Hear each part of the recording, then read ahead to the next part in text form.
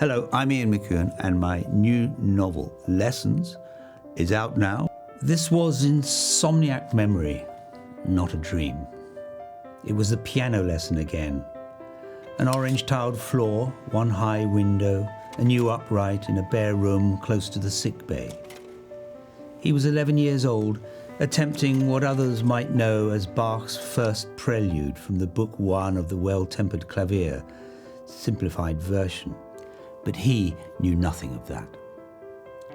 He didn't wonder whether it was famous or obscure. It had no when or where.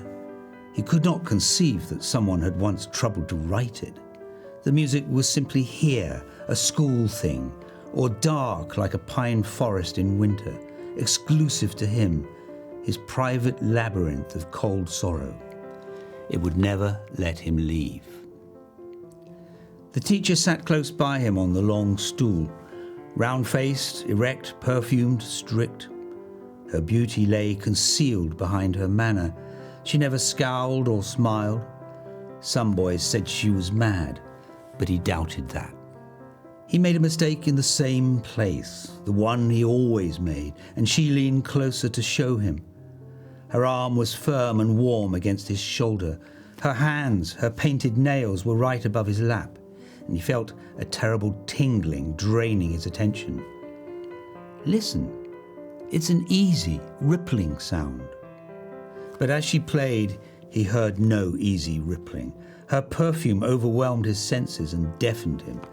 It was a rounded, cloying scent, like a hard object, a smooth river stone pushing in on his thoughts. 3 years later, he learned it was rosewater. Try again? She said it on a rising tone of warning. She was musical, he was not. He knew that her mind was elsewhere and that he bored her with his insignificance, another inky boy in a boarding school. His fingers were pressing down on the tuneless keys.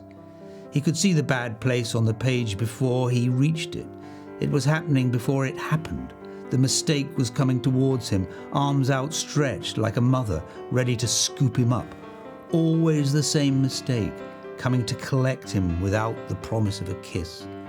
And so it happened. His thumb had its own life. Together, they listened to the bad notes fade into the hissing silence. Sorry, he whispered to himself.